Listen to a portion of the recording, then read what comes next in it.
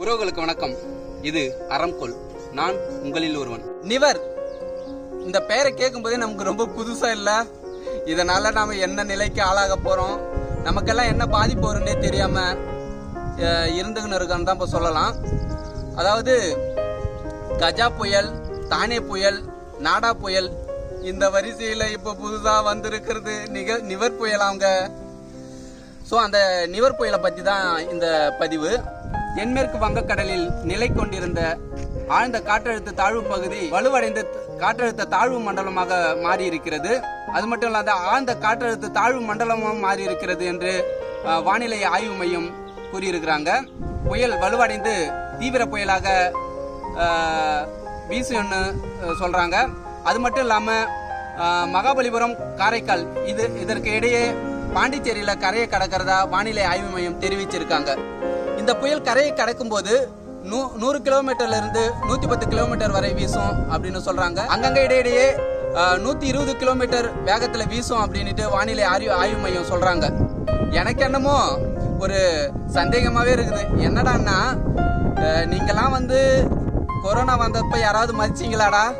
இல்ல, அதுக்காக அடுத்து வர்றதாண்டா நிவர் புயல் அப்படின்ட்டு சொல்ற மாதிரியே எனக்கு கேக்குது. இப்ப நான் நேரடியாவே கேக்குறேன், 2020 ஆண்டை பார்த்து கேக்குறேன். எங்கெல்லாம் பார்த்தா உங்களுக்கு பாவமா இல்ல? இவ்வளவுதான் நீங்களும் அடிக்கிறது, நாங்களும் வாங்கறது. வானிலை ஆய்வு மையத்தின் தென்மண்டல தலைவர் எஸ் பாலச்சந்திரன் அவர்கள் இந்த புயல் தீவிரமாக வீசும், அனைவரும் மிக பாதுகாப்பாக இருக்க வேண்டும் என்று சொல்லியிருக்காங்க. புதுச்சேரியிலிருந்து கடலோர அனைத்து மாவட்டங்களிலும் இந்த தொடர்ந்து 3 நாட்கள் மழை மிக தீவிரமாக இருக்கும் அப்படின்னு சொல்லியிருக்காங்க. இதனால கடலுக்கு மீன் பிடிக்க போகும் மீனவர்கள் இந்த புயல் கரையை கடக்கும் வரை கடலுக்குள்ள செல்ல வேண்டாம் என்று அவங்களுக்கு ரொம்ப வலியுறுத்தப்படுறாங்க. ஒரு பேரிடர் காலத்திலும் நம்ம எப்படி பாதுகாப்பா இருக்கணும்னுட்டு நமக்கு சொல்லிக்கிட்டு தான் இருக்காங்க. ஆனா அதை பல பேர் அதை நம்ம சிறந்த முறையில கடைபிடிச்சாலும் ஒரு சிலர் அதை நம்ம உதாசீனப்படுத்திட்டு போயிட்டு தான் இருக்கிறோம்.